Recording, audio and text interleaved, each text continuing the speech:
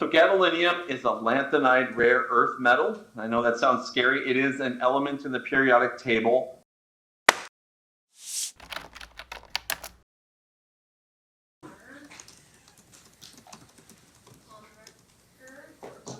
Okay, case number C 343540, State of Nevada versus Judicial Zhang, as well as State of Nevada versus Austin Sachs. Can I get appearances, please? Dena, Rinetti, and Brianna Romano for the state. Thank you.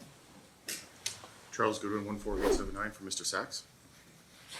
And on the Zoom connection, can I get appearances for the purposes of the record?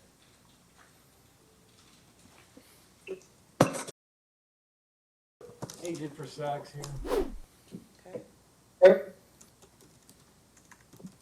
Excuse me, ma'am. May I ask a quick question? Is this a closed hearing? It will be. I will state the reasons why on the record. So just give me a minute. Let me get appearances, okay? Thank you.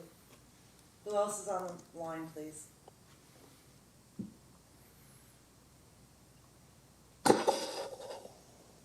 Hello, my name is Dr. Bob McDonald. I'm a radiologist at the Mayo Clinic. I'm also here attending virtually. For the proposed For the state. Okay, thank you very much. All right, and then who is R. Semelka? That's me, Dr. Semelka. Can you bring my image on? You have to do that on your end, sir.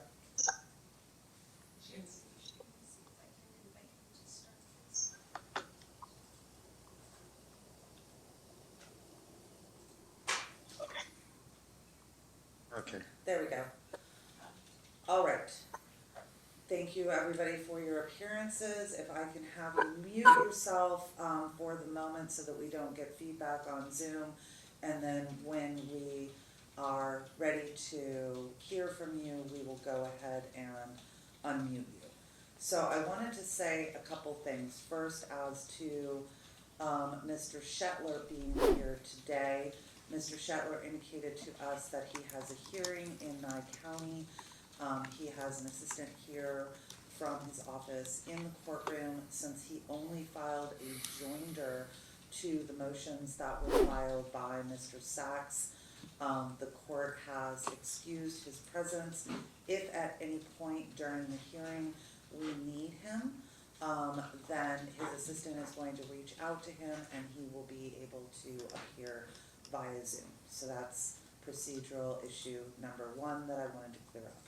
Procedural issue number two is the court is closing this hearing as it pertains to the evidentiary hearing portion for Dr. Semelka, and because, and here's the reason why, to the extent that we are going to be asking him questions that would potentially get into evidence, and our Nevada judges has media access, continuing media access to these hearings, and has asked for JAVS recordings even when they haven't appeared.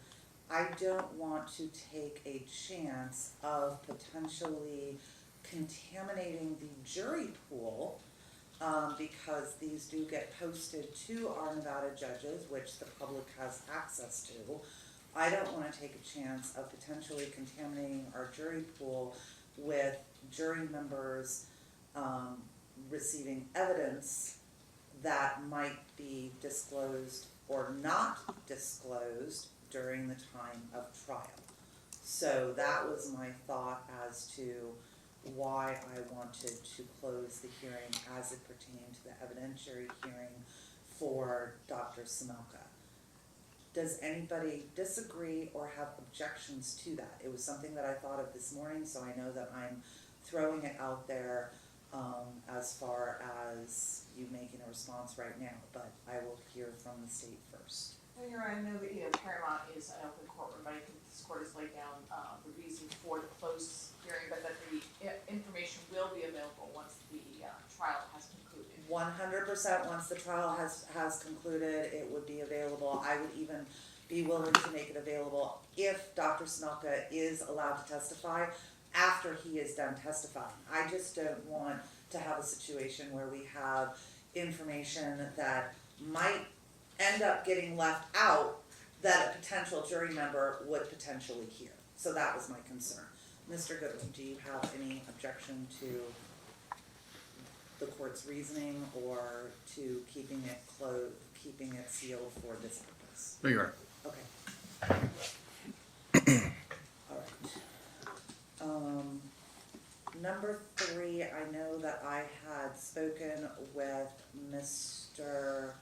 Sachs on our Wednesday hearing about information that I would provide to him as to the role of counsel versus the role of standby counsel, and also the procedural history of standby counsel being appointed and how that all went down. I did go back and look at Odyssey, found that information, and also did some research as to the standards of what are the decisions of the attorney versus what are the decisions of the defendant. I'm prepared to provide that information if that needs to be done at this juncture. Your Honor, just for the record as well, I provided Mr. Sachs with a full copy of the case Louisiana v. McCoy, which I think would be the seminal case concerning the rights of which I believe he has reviewed it. Austin, would you like the documents from some of the other things that the judge is referencing, or are you okay? I would appreciate that she actually does offer it. I'd like to know, thank you. Okay. Thank you, Your Honor. So, let's go first with how the procedural history went down as to you being appointed, Mr. Goodwin, and how that all transpired, and the issue with standby counsel, okay? So, at doc number 612 in Odyssey, Mr. Sachs had filed a motion to appoint standby counsel, and in that motion to appoint standby counsel, he referenced the transcript that had been created in Judge Kearney's courtroom, wherein she said, and I'm going to quote directly from the motion and what was in the motion from the transcript. Okay, so standby counsel could be appointed in certain matters if you request it, where an attorney would sit by you for trial and assist you with evidentiary objections. They could provide you with case law if you ask them to research it. Additionally, they would be able to potentially serve subpoenas through an investigator. Standby counsel's role is very limited. Ultimately, they can't make any strategy decisions, and they can't advise you as to strategy decisions beyond the things that you ask them. So they can't tell you what their general feelings on the case would be, but they could tell you if you ask them, what is your opinion of this? They could say yay or nay. There's really not a defined role of standby counsel in Nevada. However, it's pretty clear that it's a very limited role. Is that something that you wish to have? Then he went on in his motion, Mr. Sachs went on in his motion to say that he wished to have standby counsel to provide an investigative role to specifically locate, identify, contact, retain, subpoena, and expert medical witness on the known dangers of gadolinium, retained gadolinium, and anti-seizure pharmaceuticals, the same ones administered to my son against my consent, Depicon, Valproate, Ativan, Lorazepam, I'm going to butcher this one, Phosphantoin, Cerebrix, Tepra, Levetiracetam. During the hearing on that motion, the court appointed Mr. Bateman. Then there was a motion to replace standby counsel because, and this is in doc number 619, Mr. Sachs said that he was not giving him competent legal advice.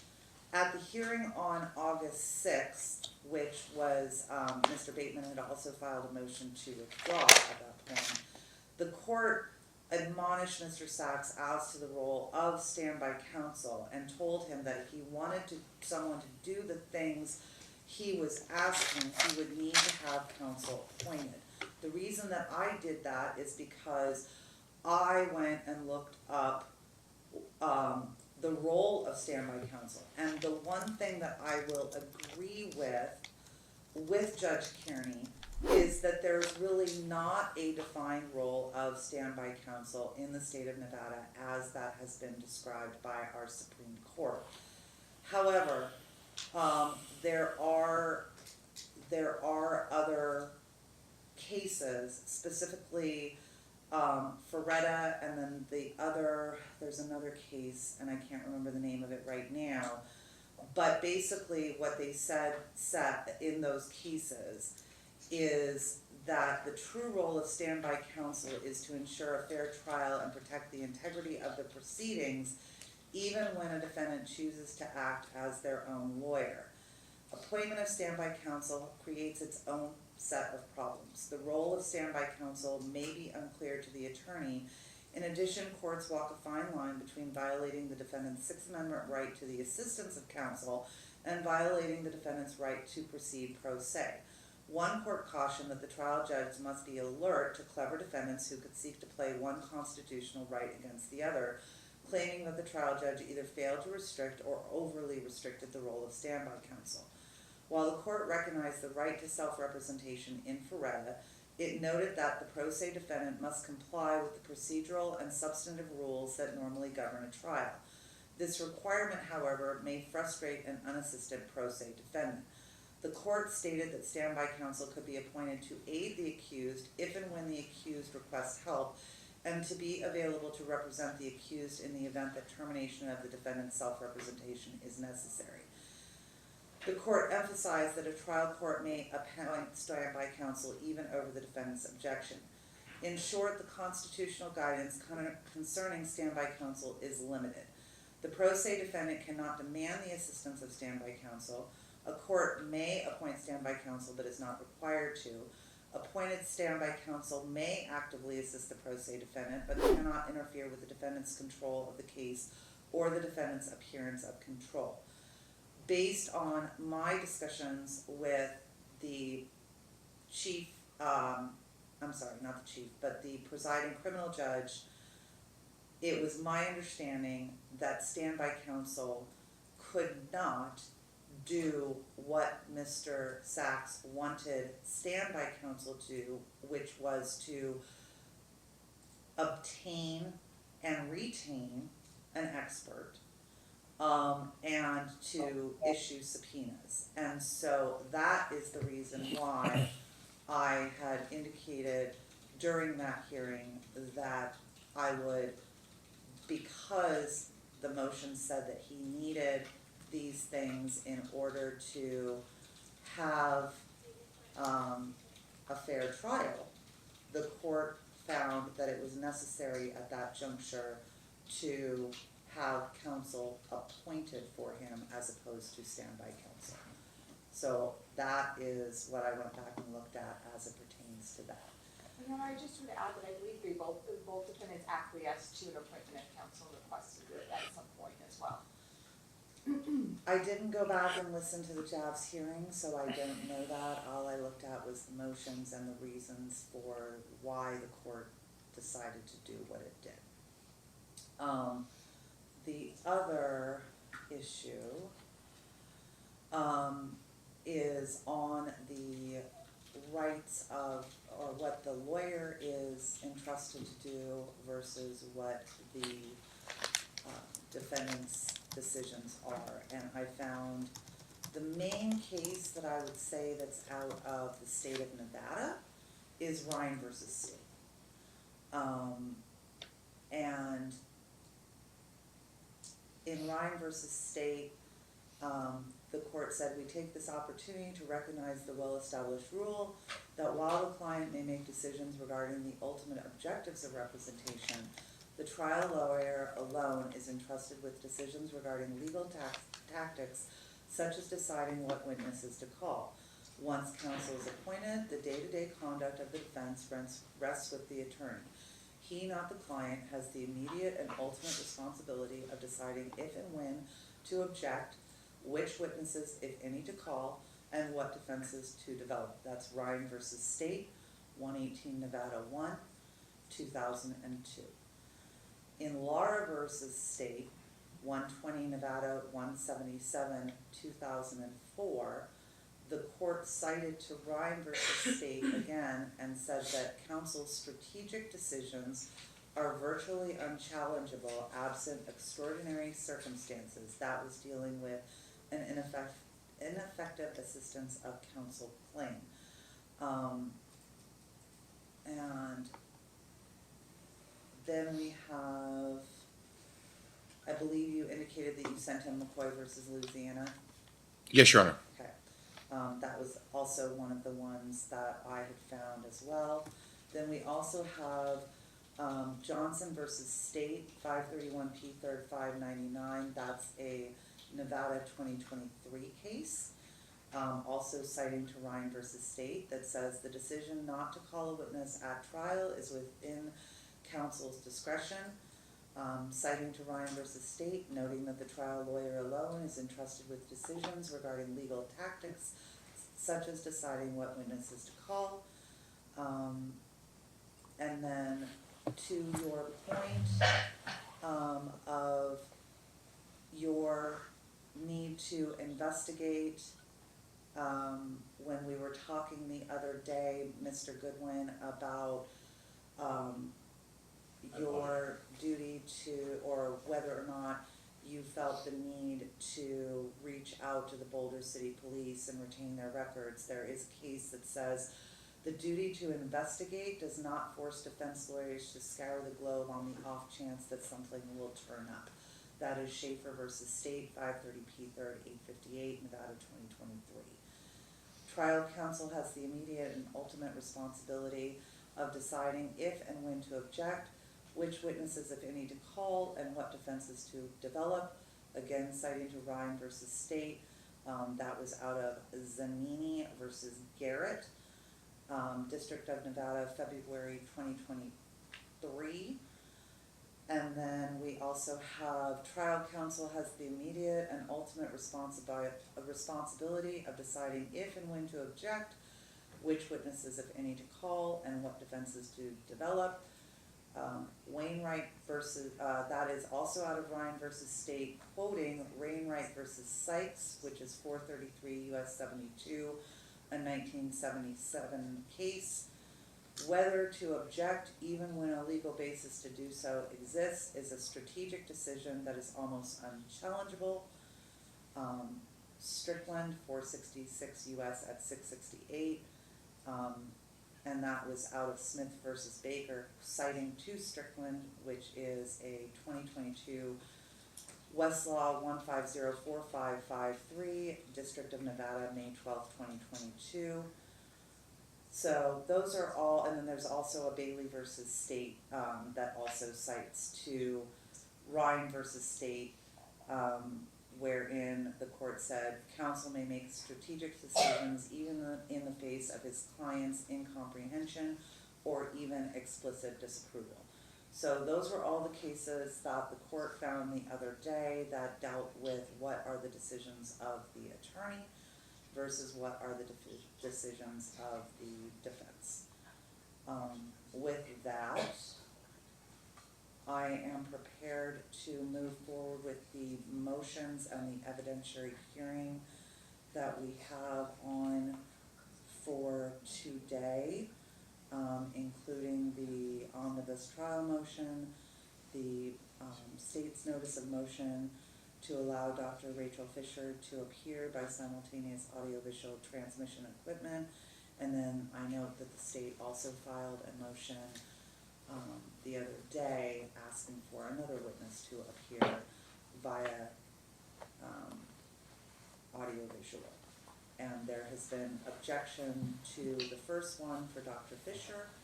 I don't believe that the defense has had an adequate time frame to file an objection to the second one, but I'm assuming that that objection will probably be the same. So I think that we could probably handle both of those today. And Your Honor, if I may. you may. Mr. Sachs also requested me to inquire if you had time to read the erratas. I am not reading the erratas. I told him that. The erratas are simply for him to make a complete record because he felt that it was necessary to have a complete record. but I'm not going to be reading the ordinance. Understood, Your Honor. And he can, his objection without him stating so is noted for the record. What, I think that we should probably handle the motions as far as the audio visual. I think that's probably the shortest of them. If I may, You may.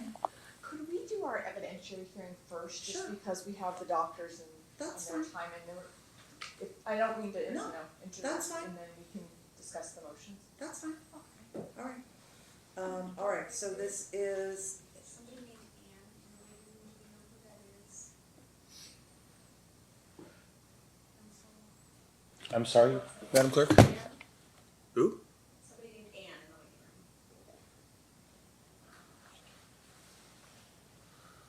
If nobody knows who, I'm just gonna leave her in the waiting room. I have no idea. Do we Okay. wanna go to the waiting room and let them know in case there's somebody I from, haven't sent a message asking them where they identify who they are, so okay, they're not responding. okay. If you wanna send a message to the waiting room and let them know that this is in fact a closed hearing, and so unless they have business with the court, they're not gonna be allowed into the hearing. Perfect. Okay, so we've got the evidentiary hearing on the state's motion to strike Dr. Semelka. So let's move forward with that. And we're sealing this point. Since it's my motion, would you like my doctor to go first? Yes.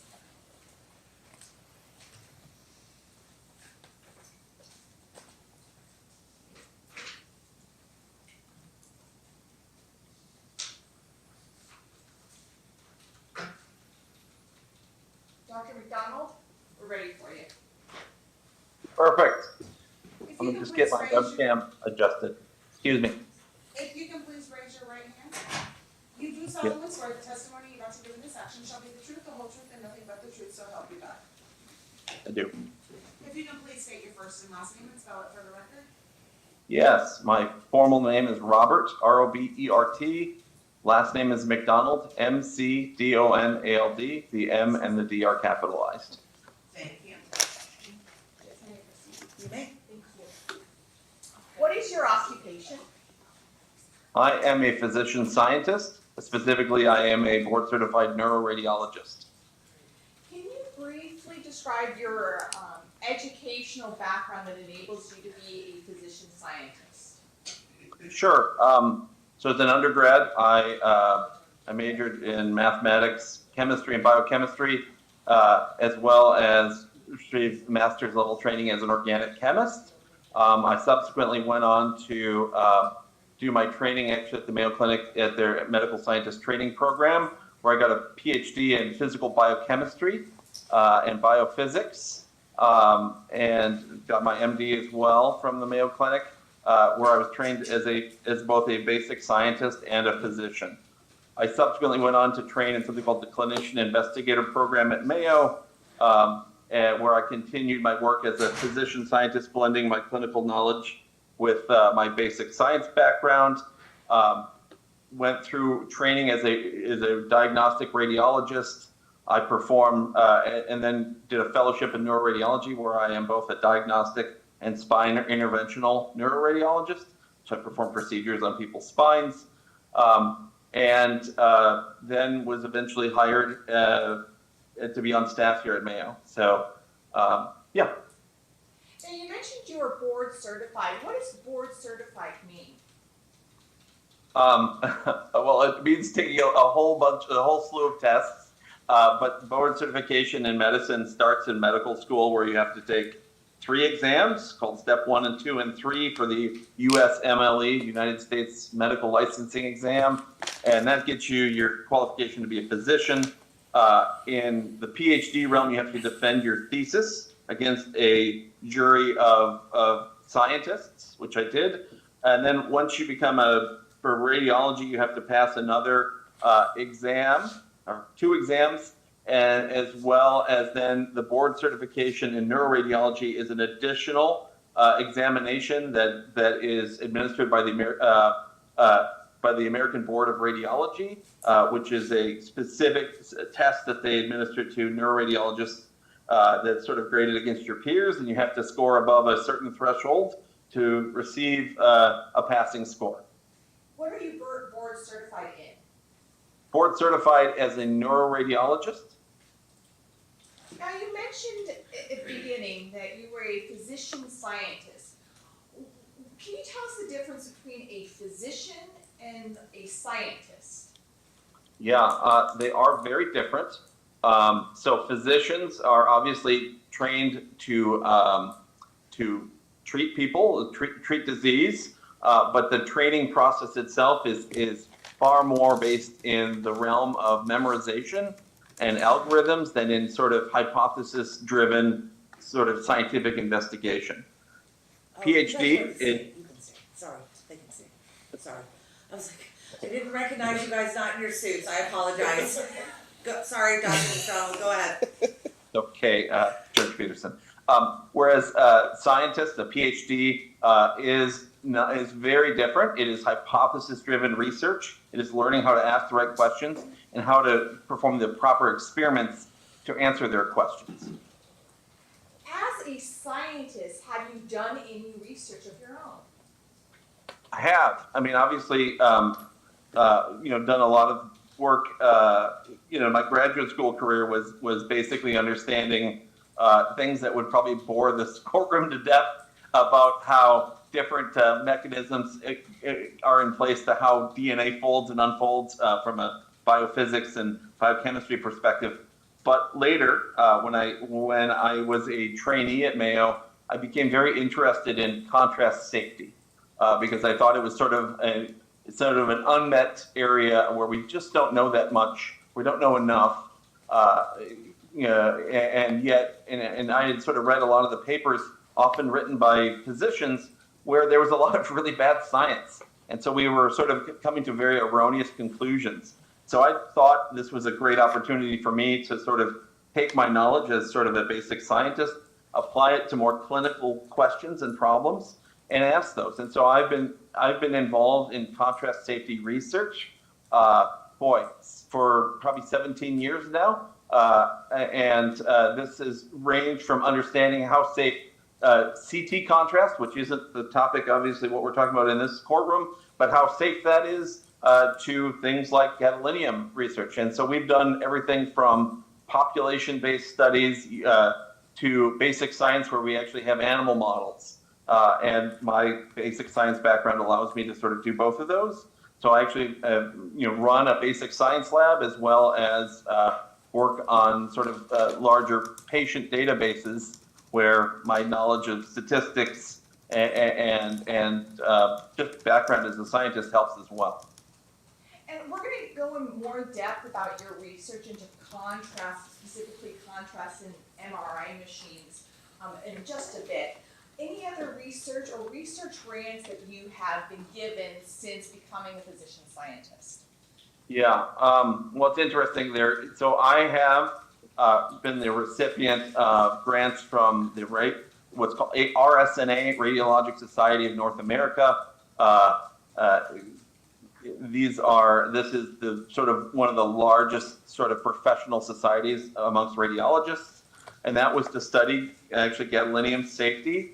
I've also received investigator-initiated research grants totaling several $1 million to sort of investigate new MR contrast agents and or the safety of existing contrast agents. And importantly, all of these grants, the money all went to my institution, not to me, but it was to fund the science. Now, you mentioned that you're currently at the Mayo Clinic. Before you went to the Mayo Clinic, did you have any prior employment between the end of your schooling until you were hired on at the Mayo Clinic? I did have a short stint where I worked sort of in tandem with, I was able to finish college somewhat early with Pfizer Pharmaceuticals because initially I thought I wanted to be an organic chemist and then sort of did an about face and went to medical school. So. And you mentioned that now know that you are a physician scientist at the Mayo Clinic. Can you explain to us what the Mayo Clinic is? Mayo Clinic is one of the oldest and although I know I'm biased, one of the most respected medical centers in the world. We are the first multidisciplinary practice in the world and amongst one of the largest. We are a very large tertiary, maybe even if it exists, a quaternary care center. We see people from around the world. We have contracts with, major companies, government agencies to care for everyone from the local guy down the street to heads of state. And I practice with I think we have about 85,000 employees spread across our primary campuses. The largest is here in Rochester, Minnesota. That has existed since the mid-1800s, as well as we have our satellite facilities in Florida, Arizona, and in Eau Claire, Wisconsin. And then we also have a large network of hospitals surrounding Southeast Minnesota, surrounding the Rochester campus. In addition to being a physician scientist with the Mayo Clinic, do you hold any positions at the Mayo Clinic? Yeah, I have participated for 15 years in our drugs and contrast safety committees, and somewhat more recently here over the last year, I've now been appointed to be the chair of that committee in both the Department of Radiology in Rochester as well as the entire Mayo enterprise. I also am the chair of our formulary task force for the Mayo enterprise, and I also do serve now sort of a president or sort of chair-elect for the American College of Radiology for their drugs and contrast committee as well. And that is the American College of Radiology. That is one of the other very large professional societies that sort of dictates how practice is to be performed in the United States for radiologists. And so, yeah, that is one other committee that I now will be chairing here in about 2 months. Have you had papers published or research published? Yeah, I've published, I don't know, 140 or so papers. I don't really count. I try to do quality over quantity, scientific papers, and then a lot of them have been on the focus of contrast safety, and as it pertains to this courtroom topic on gadolinium retention, gadolinium deposition disease. In fact, our group, led by me, was the first to actually prove the existence of gadolinium retention in tissues following what we call GBC, or gadolinium-based contrast agent administration for MRIs. The first paper that was published on it was from a Japanese group, but they didn't actually have proof. They had a really interesting hypothesis. We read that paper and thought, boy, this is something we think Mayo's unique set of resources could actually answer. And so we were the first to actually get it to the journal to actually prove that in tissues, using a mass spectrometer, we could detect the presence of gadolinium in tissues. And are these publications specifically dealing with gadolinium and contrast agents, were those peer reviewed? Yes, I don't really publish in non-peer reviewed literature because I don't think that's worthwhile. So yes, all of my scientific work is published in peer reviewed literature. I always do my best to publish in the best journals I can, but anyone who's in that realm knows that can be a challenge. But yes, most of my work is in the journal Radiology or AJR, so some of the top tier journals in my field. And can you explain to us a little bit about those journals? You mentioned 2 of them. What kind of journals were they?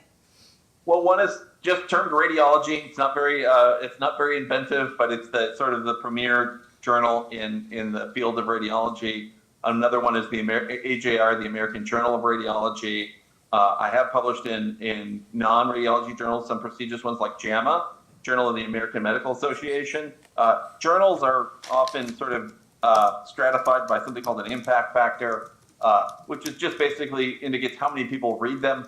It is not perfect, but it's a sort of a reference standard for just how often these are read, and sort of, I guess there is a prestige that that sort of is associated with it.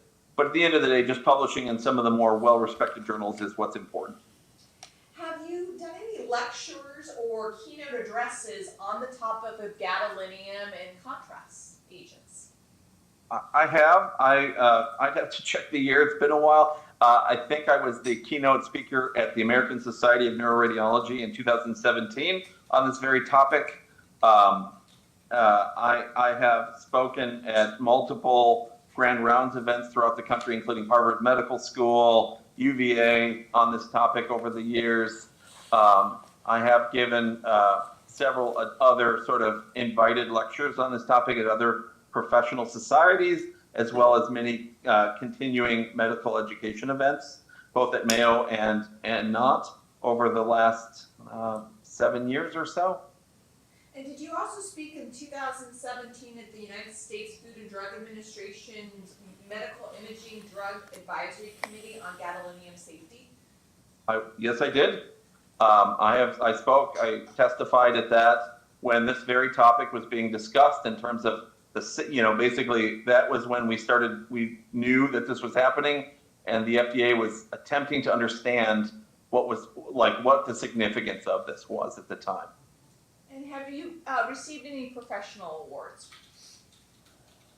I have. Sometimes I have to look at my own CV because I have received internally at Mayo. I've received something called the Carmen Award for outstanding research in radiology. I've received the Alexander Margulis Award, which is at the RSNA level, kind of the sort of the best research that they've identified of the year for my work on gadolinium. There's another award, the Cho Young Kim Award in the ASNR for, again, the same research on gadolinium safety, and that American Society of Neuroradiology. I've also received a few other internal Mayo awards for this sort of research, including like Best Scientist of the Year for the entire Mayo staff. And have you previously ever testified in the area of gadolinium or contrast agents in MRI machines previously? I have served as an expert witness a few times on these topics, on contrast safety, yes. That doesn't answer the question. I'm sorry, I didn't mean to be evasive. Can I understand what I didn't answer? Sorry about that. Have you actually testified in trial as an expert witness? I have testified as an expert witness on contrast safety on iodinated contrast. Okay. I have served as as an advisor, but not testifying in court for gadolinium Thank you. contrast. Yes. All right, now I'm going to move to the kind of the topic at hand. First, I want to ask you, what is an MRI? Sure. So MRI stands for magnetic resonance imaging. It is, for lack of a better way, I'll try to do my best because it is one of the most complicated things human beings have ever created, short of like going to the moon. It is a superconductive magnet that you go into that people are often terrified to go into. So inside the magnet that basically you are as close to absolute zero, the coldest temperature we can make anything in the universe. And that allows the magnet to work as a superconductor. And it is basically 1 million times the strength of Earth's own magnetic fields. And with those magnets and a few other things called shim coils and gradient coils, what we basically do is we can listen to specific molecules that have the right, what's called quantum spin state. It turns out that protons in water, the most abundant thing in our body is water. Water has protons. Protons happen to be one of the elements that MRI machines can, for lack of a better term, listen to. And when we put someone in this incredibly powerful magnet, which is 100% safe for the average person, basically what happens is the proton atoms align in two directions. Okay, they spin either up or down relative to the magnetic field. And then what we do is we apply something called a radio frequency pulse, and that basically perturbs how these things spin, and we listen to it. We can't hear it, but the instrument can hear what happens when we send that radio pulse and we listen to the song, for lack of a better term, of how these protons sort of go back to equilibrium. And through doing this through trillions of proton molecules in our body, and understanding that the song they play is dictated by what tissues they're in and what diseases there are, we can derive an image of what we can see in the body. We can create a three-dimensional picture based upon this, and it accurately reflects human anatomy. And was MRIs approved by regulatory agencies for use as a diagnostic tool in 1988? That's when the FDA approved the use of gadolinium contrast agents, but MRI has been around, and maybe not in clinical use, probably a decade before then, and the idea of magnetic resonance of elements has been around for decades before that. But MRI as a clinical tool really exploded in the 1980s. This, of course, predates me in practicing in medicine. I was driving big wheels in about 1987, but at the same time, I'm aware of the history of it. But 1988 is when the first gadolinium-based contrast agent was approved for clinical use. And utilization of these agents since then has exploded. We're probably close to 1 billion, with a B, total doses of these agents have been administered since this date. Why are MRIs such an important diagnostic tool? Yeah. So MRIs, we have two primary, what I'd call cross-sectional techniques to look at people's bodies. We have CT scanners, also called CAT scans, and that's called computed tomography. That's a three-dimensional X-ray, for lack of a better term for it. And that's really good at looking at bones, and it can look at the soft tissues. Obviously we have a skeleton, but the rest of us are made of different soft tissues and water. And so CT is really good at looking at bones. It's okay for everything else. MRI, in contrast, is really good at looking at the soft tissues of our body. It's okay at looking at bones, and some parts of bones it's better at looking at, but like the marrow. But so they're sort of complementary. They're complementary techniques. MRI though both of them have served critical roles in sort of our ability to practice diagnostic medicine, because they can answer questions that we otherwise cannot discern from laboratory tests, from physical examinations on patients, because literally we can see inside of someone, and we can see the diseases that are manifesting. Now, with MRIs, can an MRI be done with and without contrast? It can. And what does that mean? What does that mean? Yeah, so it turns out that it's very what we call protocol specific. There are certainly some diseases and some conditions where you can perform an MRI without contrast and get the meaningful clinical information out of that. But there are other disease processes, including things like when you're trying to figure out if there's a structural lesion to cause epilepsy or a brain tumor, where basically there's a symptom and you don't know what's causing it, and you're worried it could be a tumor, or it could be something like multiple sclerosis that's active. You need contrast to find these diseases, because they may not even appear or be too subtle to detect without the contrast, without the gadolinium-based contrast. So as a medical doctor, if a patient comes into a facility experiencing seizures, and the physician is trying to understand the etiology or the reason a patient is having seizures, would an MRI with or without contrast be ordered, and why?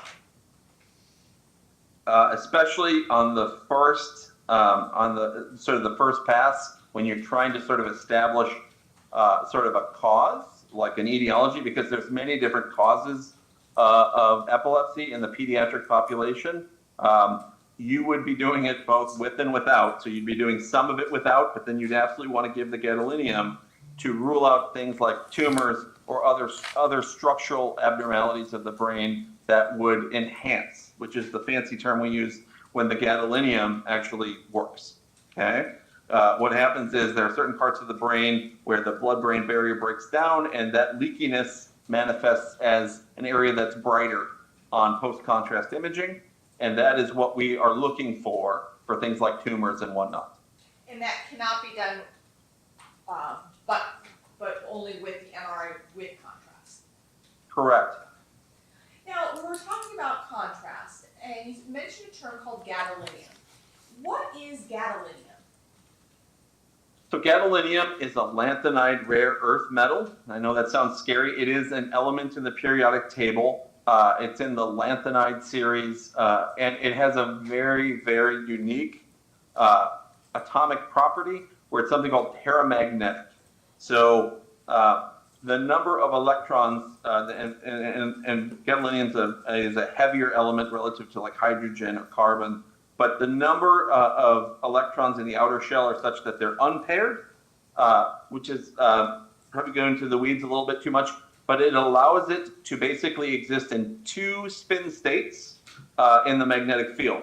So there's very few elements that are paramagnetic and are compatible with MRI instruments. And it's what the presence of gadolinium is the entire key to how gadolinium-based contrast agents function.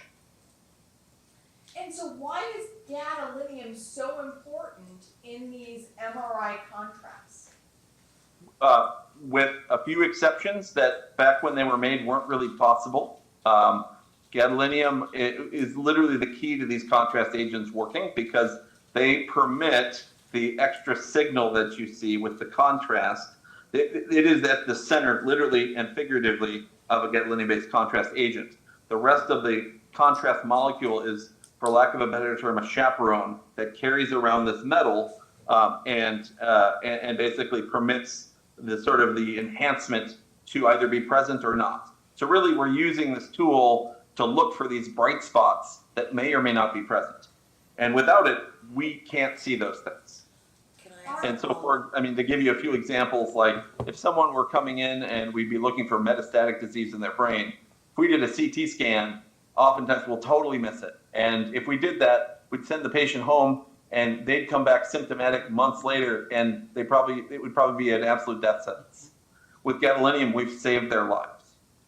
It's the same thing with other tumors. Literally, this prevents the detection, the earlier detection and the stratification of risk, because oftentimes enhancing tumors in the brain, for example, are more likely to be more aggressive. I can tell, my own personal experience, my father died of a glioblastoma. Gadolinium literally prolonged his life because it allowed us to sort of detect the tumor and also keep an eye on it as we were treating it. And we knew when to treat. So gadolinium plays such a pivotal role. It saves literally millions of lives every year, and people don't realize it. Dr. McDonald, this is Judge Peterson. I just have a follow-up question. So in layman's terms, you have the contrast dye, but then gadolinium is part of the contrast dye. It's not a contrast agent in and of itself that allows the contrast to work. Is that what my understanding is? That correct in layman's terms? Yeah, so it is very unique so the term dye obviously goes back to like the 1920s. Right. It's the stuff that was initially used for CT and for X-ray dye. It is a very distinct molecule from the CT and X-ray contrast agents, what we call iodinated contrast. But yes, the gadolinium is literally the functional part of the contrast dye or agent for MRI. Okay. Without it, it wouldn't function. Okay, thank you. Yep, that answers my question. Thank you. Thank you. Are there safety concerns for people who are exposed to gadolinium? So approximately 15 or so years ago, there was a scare with gadolinium in that what we found was that with people with really poor renal function, so we have a scale in terms of how good or bad someone's renal function is, and it's called estimated glomerular function, EGFR, and that's based on something called serum creatinine, which is a blood test that we do. When that number is, and that can be slightly over 100, and as we age, it gets a little lower, but I would say most people still are in the 60 to 90 range. For patients who have EGFRs lower than 30, what we ultimately discovered was that The older gadolinium agents, some of the initially approved ones, they are not perfectly stable. They are a molecule that can, in the serum, break apart. So the gadolinium can be liberated. This is what we sort of were amongst the first to sort of prove in human patients. And so small, very tiny amounts of this can what's called dechelate, break apart. And so in the, again, 15 years ago, around 2010, slightly before then, what was discovered is that in these cases, if you had really poor renal function, it did put you at risk for something called nephrogenic systemic fibrosis, okay? And this is a disease where that dechelation event unexpectedly activated these circulating things called fibrocytes. And they are little tiny fibroblastic stem cells that are in our blood, and it turned them on, like it literally activated them. And what happened in these patients is that literally it started forming what would be considered scar tissue in normal tissues in the body, okay? It caused fibrosis. And this obviously terrible thing, it did lead to a few deaths because it can affect your diaphragm so people can't breathe. So again, a really unfortunate reality, but it was a credit to the entire medical community is that they identified it rather rapidly, and literally we stopped administering those older agents to patients with poor renal function, and we effectively eradicated this disease, okay? There really haven't been any reported cases of NSF as long as people follow the current guidelines set forth by the ACR and other governing bodies since then. And I think the other important point about it is that this is still, even though it's a terrible thing, literally, you know, we've given 1 billion doses. The number of people with NSF we can count as a couple hundred. So it's still an extremely rare disease. And, you know, for better or worse, I think what people need to keep in mind is that all drugs, all sort of prescribed agents have a safety profile and a side effect profile. And it's unfortunate is that the FDA and whatnot did not catch this early on while they were approved. It still doesn't make these gadolinium agents unsafe. It just means that it did have a side effect. So you gave us a lot of information. I'm going to have a couple of kind of follow-up questions for you, Doctor. I just wanted to know, can you repeat the name of the disease that you started with? Nephrogenic? Yeah, nephrogenic systemic fibrosis, Thank you. NSF. Yes. So you mentioned that this concern came approximately, it was around 2010?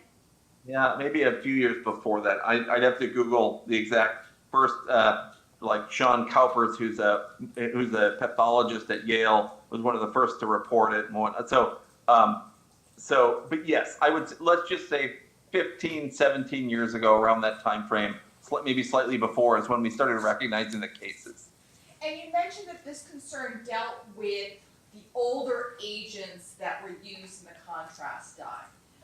What? When were those old contrast dyes, when did they cease to be used? Well, so interestingly, we haven't completely ceased use of all of them. Many of them have been withdrawn from market at the choice of the manufacturer. There still is, there's still in the United States one agent I can think of, which is called Omniscan, which is made by GE Healthcare, that is still used in clinical practice. And we used it up until about 10 years ago at Mayo. There are other reasons why it's great. It has the best, other than NSF, it is the lowest rate of allergic reactions to it. So it does have favorable points. And as long as you don't administer it to patients with poor renal function, and the other thing I didn't say is anyone who is currently on dialysis, it is perfectly safe from a risk of NSF perspective. Okay. But there are newer, what's called macrocyclic agents. The older ones we call linear GBCAs. And the linear versus macrocyclic refers to what's called the ligand, and that's the other organic chemical molecule that wraps around and sort of chaperones the gadolinium in the body. And so these macrocyclic agents, the newer ones, the first one was, I think, approved in '92, didn't get a lot of traction. The rest of them literally were in the late 2000s. There's something called Gadovist, There's something called Dotarum. They have all these funny names, but the common thread of all of them is that they are more what's called kinetically stable. They're more likely, they are less likely to dechelate. And so because of that, they have been shown to have essentially zero risk of NSF. And so the US actually waited until Europe had a little bit more experience, and now the United States has followed suit with Europe. We no longer have those restrictions, those renal function restrictions on the newer macrocyclic agents. So this initial concern about gadolinium that's contained in the contrast of an MRI machine dealt with patients with, I believe you said, impaired renal function. Is that fair to say? Correct. And when we say impaired renal function, what do you mean by that? You use some numbers about filtration rates, but can you kind of put that in layman's terms about what kind of patients are these that are having these concerns? So, I mean, the patients who actually developed NSF were predominantly much older patients who had comorbidities so they had extensive atherosclerotic disease. So that's the cholesterol plaques in your blood vessels. And that's a main reason why people have reduced renal function as they age, is that if you will, the pipes to your kidneys, the arteries to your kidneys start getting clogged up. And you also can have little emboli that flick off into the kidney, and that basically reduces their blood flow. And keep in mind, the kidney's whole job is to clean your blood and to produce urine. And so their ability to do that is compromised with age. Some of us are fortunate as we age where we never have this sort of severe renal dysfunction, but others, vasculopathic people with this plaques or people with severe diabetes do. And so their renal function gets significantly impaired. In terms of a percentage, I'd have to look it up, but I would say of the people getting MRIs in our practice, the people who would be considered potentially at risk of NSF would be less than 5 out of every 100, so about 5% or less. But keep in mind, this is the number of patients, people who are coming in who need an MRI, which isn't reflective of the society in general, the general populace who isn't coming for an MRI. So let's say it's a couple percent at most who would be at risk. When you talk about a filtration rate less than 30, when you talk Yeah. about elderly patients, what about pediatric patients? When would you see a pediatric patient that would have a filtration rate of less than 30? You wouldn't.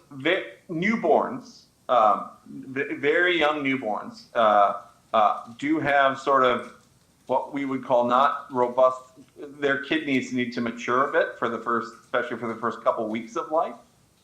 But they never typically have EGFR levels lower than 30. Okay, unless they have some other. Yes. What about somebody who is severely dehydrated? Can that affect their renal function? Yes, it absolutely can. Okay. And it can make it appear worse. This is believe it or not, this is still a topic of active debate because it certainly makes the lab number look worse. But whether or not that actually impairs your renal function physiologically is something that some people don't think is true.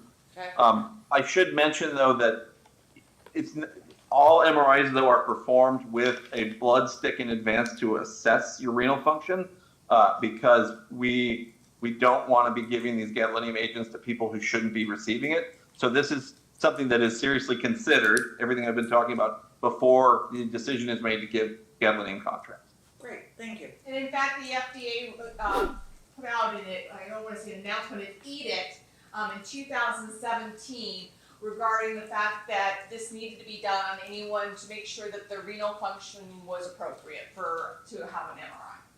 Yeah, so that was a black box warning that was added to gadolinium agents after people like us sort of published those papers saying, look, small amounts of this, very tiny amounts of this are being deposited.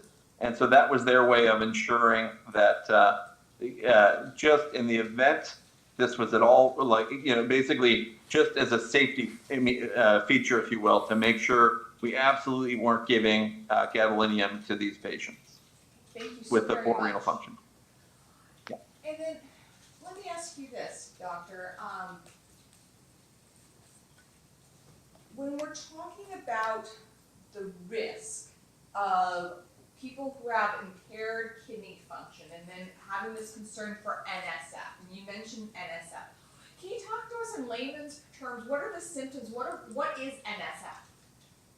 Yeah, so like I said, this is, I mean, the other term is like fibrosing scleropathy, I think. We don't use that term anymore, but that was one of the original terms that was used by the pathologist.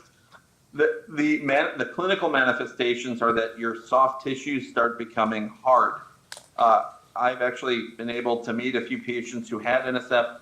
It is literally like if you shake their hand, you are shaking, you are grabbing the bark of a tree. It is not subtle at all. Okay.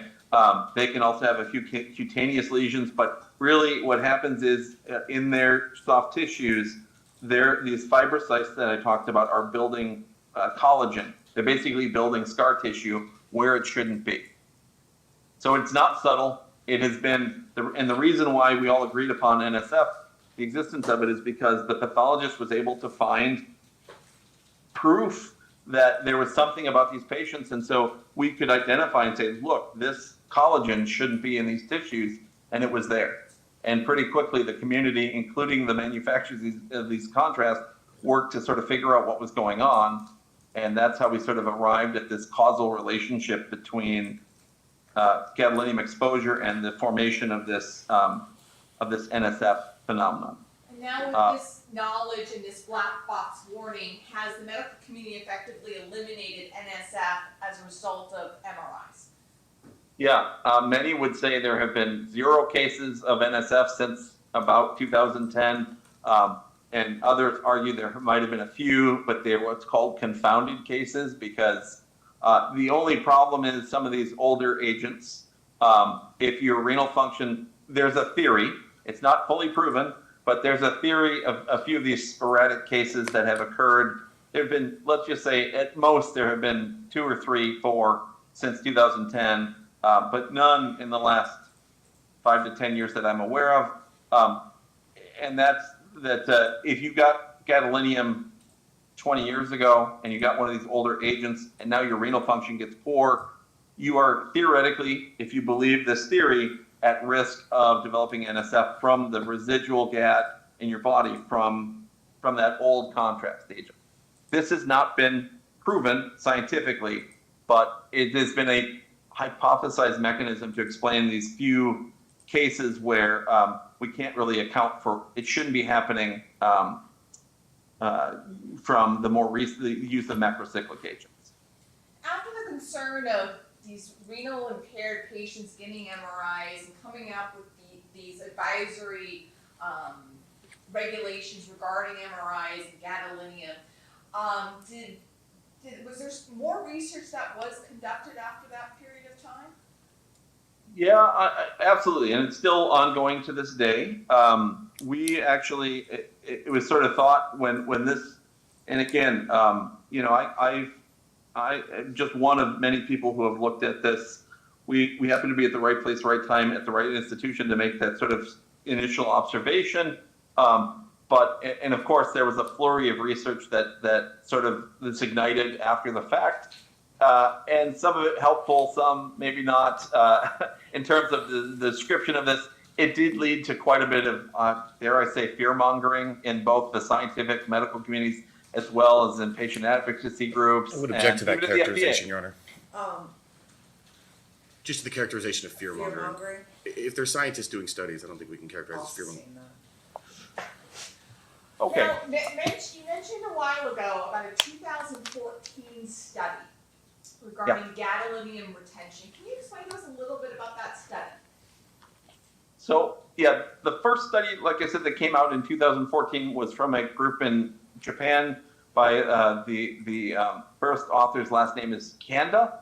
And he doesn't, he's actually, I know him, he's a very nice gentleman, a physician. He's just terrified of flying to the point where he doesn't leave mainland Japan much. And so he does not make the rounds much for conferences. But so he is the one, what he identified is he made the seminal observation that certain parts of the brain were getting brighter even without contrast. It's called T1 weighted imaging, that they were progressively getting brighter. And he sort of astutely noted that the brightness in these parts of the brain seemed to correlate with the number of prior doses of gadolinium administered. Okay? My hat goes off to him. It was a great call on his part. This is the paper we read, and then we sort of started in earnest we saw that, and I believe it was early 2015 when we published. I would have to look at that exact date. So we read that right as it came out, like what's called EPUB ahead of print. So when there's an electronic version of it, on day one, my mentor at the time sent me the paper and he says, check this out. And that's when I called him and I said, I think we can answer this here at Mayo. Due to my wife at the time worked in Department of Laboratory Medicine and Pathology, so I was aware of what capabilities they had, because she's a clinical chemist by training, and so she said, hey, we can study this with mass spectrometry, and so we worked together to sort of solve this problem using, Mayo has a biorepository bank, so a lot of people do donate their bodies to science at Mayo, and so we have a large repository, and I know this sounds gruesome, of patient brains that we archive for future scientific research. So what we did is we identified all of the patients who had donated their bodies and their tissues to science, and we went back and looked at which one of those patients received gadolinium in their lifetime. Now, I should preface this by saying one of the unique aspects of the Mayo Clinic is that we're in southeast Minnesota. We're literally a town surrounded by cornfields for about 80 miles. Very different from Las Vegas. Well, maybe not, but so what's interesting, and we are really the only major medical center in southeast Minnesota. And so for any patients who donated their bodies who lived locally, we actually have access to all of their medical records going back to their birth. We can absolutely know every gadolinium exposure they've ever had in their life. Okay? So we were able to take that knowledge, pull those tissues, literally cut out these parts of the brain that were, and I did this myself with a neuropathologist that light up. So I went back and I reviewed the MRIs, and then I literally took their brain specimens and I cut out small samples, and we then subjected those to something called inductively coupled plasma mass spectrometry. Very fancy set of words. What that does, it is a means to measure incredibly tiny amounts of any element really that might be present in a sample, in this case tissue. So we literally burn, for lack of a better word, the tissue. We heat it to the point it vaporizes, and then this instrument actually detects all of the atomic composition of everything that's in that sample. Gadolinium is one of these elements that the only reason that it would be there is because we put it there with gadolinium from these contrast agents. So we are able to detect it. But to be clear, that doesn't mean that these patients had a ton of gadolinium in their body. These instruments are so sensitive that literally we can see things like atomic uranium and plutonium in patients as well. And so it's seemingly terrifying, but that's just to say that environmental exposure, also we pick up things that get deposited in our tissues. If you ate, for example, a banana, you get a tiny amount of radioactive potassium from that banana. We can detect it with these sort of instruments. So it's not a cause for concern. It's just the instruments are that sensitive that they're able to detect these things. And Mayo had developed the first, and we still have, I would argue, probably the best metals lab, trace metals lab in the country and so that's part of something called Mayo Medical Labs. And so we collaborated with them on this project because they handle a good chunk of not only Mayo clinics, but of the country's trace metals lab tests. And we were able to work with them to sort of answer this problem. And what was the result of your research? So the initial study was able to prove that indeed the Canda finding, the observational finding where there was a hypothesis without proof, was in fact true. That we were able to prove beyond a shadow of a doubt that the measurable amount of gadolinium increased with increased prior number of gadolinium-based contrast MRIs performed when the patient was alive. So it did prove that, in fact, there was a cumulative exposure effect, again, very tiny, but that the tiny trace amounts of gadolinium are left behind, and that is in a dose-dependent fashion. At that time with your research regarding, hey, look, there's a correlation between the number of MRIs with the amount of gadolinium you're seeing. At that point, was there any research done to the clinical significance of that finding? No, there had been no studies done yet to look at it in human beings yet. Correct. Okay. At the time, it was just a observation. We proved an observation, but we did look at the histology of these samples to say, is there anything that a neuropathologist could find if they looked at, a neuropathologist is a pathologist, someone who looks at the tissues, and a neuropathologist, someone who is board certified to look at brain tissues. We had one of our board certified neuropathologists look at the slides from these patient brains from the same locations where gadolinium exposure was or retention was the highest, and they were unable to find anything abnormal out of the ordinary compared to control patients that we also looked at in the study. And so what you're telling us is that a neuropathologist reviewed your work, and where you found the gadolinium in this tissue, there was no histological change or any biological change in the area where gadolinium was present. Yeah, from a structural perspective, it looked like normal brain tissue. Did you publish this work? We did. And where did you publish it? It was in the journal Radiology. I could look it up, but yeah, it was, which again, for my field is sort of the premier journal. And what happened as a result of your work? Well, I guess I can't use the word fear-mongering, but there was intense interest in it, both scientific, but also I received an inordinate number of emails and phone calls from physicians, from patients who were then subsequently worried that they had metal in their brains. And of course, the lay press picked this up, and I got interviewed by several, sort of newspapers, Reuters, whatnot, sort of looking at this. And of course, so I think there was a disproportionate response in terms of, our intent was never to sort of induce fear, but it was my perception that there was a lot of fear of the finding itself before we even knew why or the significance of it. And so that was, and that wasn't just limited to patients. That was, I think even our regulatory bodies were concerned that we identified this finding. And I think that was all fueled by fears from people in Congress and other influential members who saw this and thought, well, this can't be good. So as a result of your research and everyone being a little concerned about your findings, and you said regulatory bodies were concerned as well, what happened? So obviously we published a few more papers on it, but then eventually the FDA sort of, that's the MIDEC meeting you spoke of. And again, this wasn't just after our paper. There were literally hundreds of subsequent papers that came out in a very short period of time. And based upon all of that data and the public and I'd say regulatory body concern, that's when they held the MIDEC meeting in 2017. So it took a couple years, but that MIDEC meeting was convened to sort of assess the findings to date. We also then a bunch of us who had been sort of at the forefront of the research. Here, let me find. I tried to bring it up.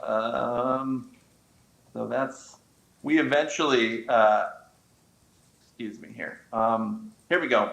We eventually published, I think it was late 2017, or it could have been early 2018. We, sort of members of the scientific and medical community considered to be kind of, I don't know if I want to use the word experts, but the most experienced in the matters of contrast safety, all convened a summit, and there was I don't know, 50 to 70 experts from around the world. And this was a summit that was held with sponsorship of the National Institutes of Health, the American College of Radiology, and the RSNA, and also members of the Food and Drug Administration attended this. And this was, and we basically had a research summit on this that was held on campus at the National Institutes of Health in Bethesda, Maryland.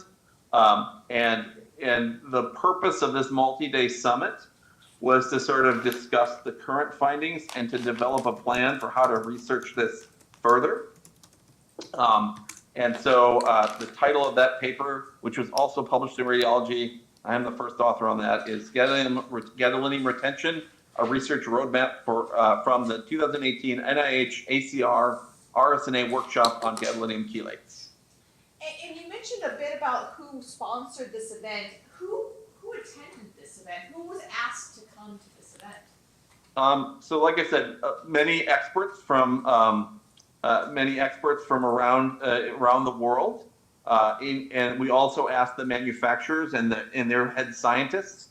There's 4 main companies that produce gadolinium-based contrast agents. They were all in attendance. Major stakeholders at the National Institutes of Health were there. Members of the RSNA, including their editor-in-chief, Dr. Herb Kressel at the time, was in attendance. He's the last author on this paper.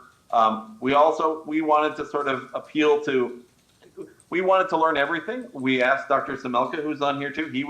He was in attendance there as well, because we genuinely, the purpose of this was to understand all the data, including the concerns, and to figure out what to do about it and how to scientifically and properly investigate this. And what were the findings at that summit that you wrote about? Well, so this paper is not hypothesis-driven data in that in and of itself did not study anything new. What we tried to do is learn from everyone else and then sort of collate that into a paper that sort of says, here's what we know and here's what we don't know and here's how we think we should solve some of those knowledge gaps. So that was the purpose of it. And honestly, I'd have to look at it is pretty detailed in terms of what we sort of recommended, but they are it is there. I can certainly send it to the court if that would be of interest. I appreciate the offer. So I want to ask you, have you heard of a term called gadolinium disposition disease? Gadolinium deposition disease. Yes, I have. And it goes by GDD. Yes, that is the acronym that's been used. And what is it? So gadolinium deposition disease, and the gentleman, Dr. Semelka, is the one who coined the term, and his coworkers. So it is a term that has been used to describe a constellation of symptoms that are reportedly occurring in some patients after exposure to gadolinium-based contrast agents. And what are those purported symptoms? They are somewhat nonspecific and don't necessarily cluster to a certain organ system, but people have reported things like brain fog and myalgias and other symptoms like that, some of which do have some overlap with things like fibromyalgia. And has there been scientific research about gadolinium or GDD? I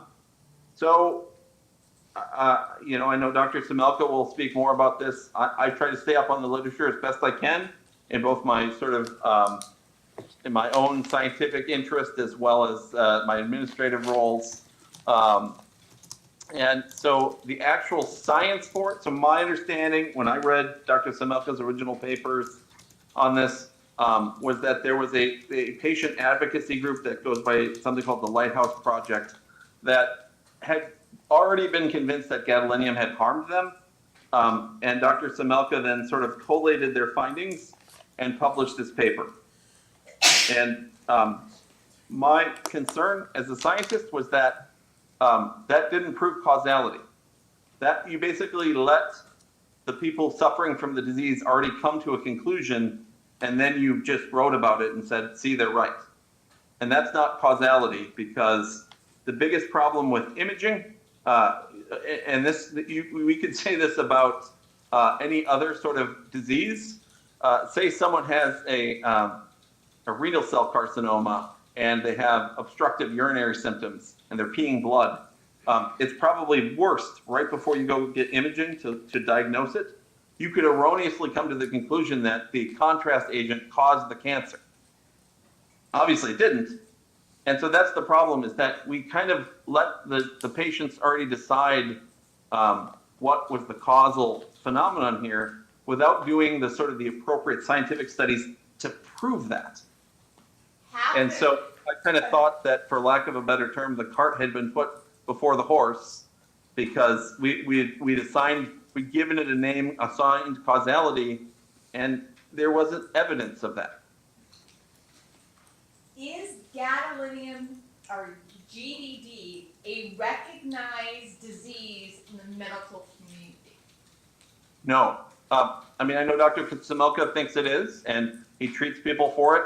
But in terms of the major regulatory bodies, Dr. Semelka came and he spoke at the summit. He certainly he had the FDA's interest as well, and all of us, including myself, sort of encouraged. I think all of us are interested in the truth. My horse in the race is just wanting what's best for patients. But like I said, gadolinium saves millions of lives every year. And so it's not, I mean, to call it a poison or whatever, that's just absolutely incorrect. That is so just distorting the reality of how useful these are. And so with that in mind, we're interested in the truth and making sure that our patients are safe. And I know the regulatory bodies and the other professional societies are as well. All of the major professional societies and the NIH and the FDA have all come out and said that at this time, there's no causal proof that gadolinium exposure causes GDD. And what type of regulatory and professional societies have come to this conclusion that there is no scientific evidence correlating GDD to gadolinium exposure? Yeah, so the major professional international society on MRI called ISMRM, International Society for Magnetic Resonance in Medicine, that they published, I'd have to look at the date, but probably 2017 or 18, and that did not include me, but people I know like Dr. Scott Reeder, Dr. Emmanuel Canal, Dr. Vikas Gulani, and these are all highly respected members of the academic radiology community. They came out and they issued they were also sort of executives at the ISMRM, elected executives, and basically came out and said there is absolutely no proof that GDD is caused by gadolinium exposure, even though we're calling it gadolinium deposition disease. The ACR and the ASNR also issued a position statement on it. I helped co-author that statement, and that statement was initially released in May 2016. And we have continuously monitored the literature. And so it's not that this is this static document that isn't going to change, but we every year we sort of reiterate it and we say, does this position statement need to change? And as of 2024, we're going to reevaluate it here in a few months. No, there's absolutely no evidence that that GDD is necessarily caused by gadolinium. And so that, in the absence of that causal proof from a scientific perspective, we don't feel like you can make that claim.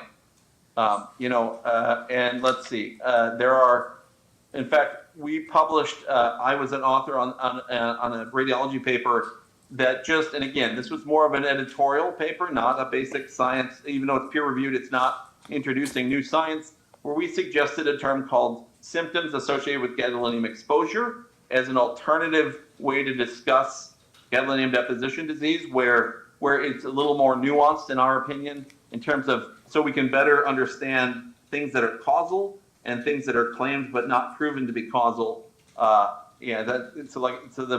was titled in 2022, symptoms associated with gadolinium exposure, a suggested term, and that was authored by myself, Drs. Jeff Weinreb out of Yale and Matthew Davenport at the University of Michigan at Ann Arbor.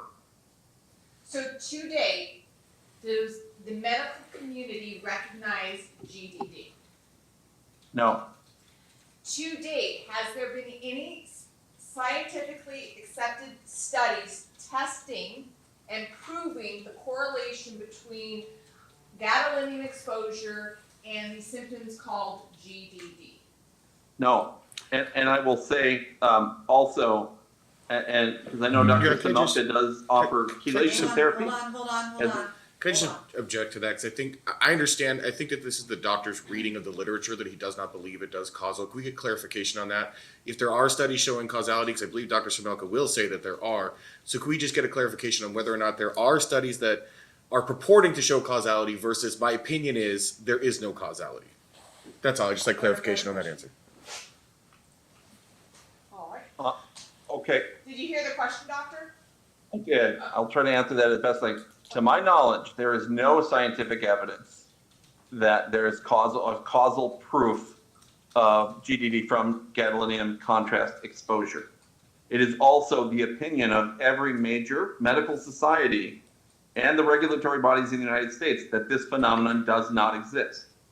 It is also my understanding, though, that regardless of this, Dr. Semelka is treating people for this disease, this purported disease, with chelation therapy, using basically trying to pull it out of our bones and our tissues in our body and our sort of biofluids in our body. I can offer an anecdote if I'm allowed. So we at the Mayo Clinic have been asked to do this.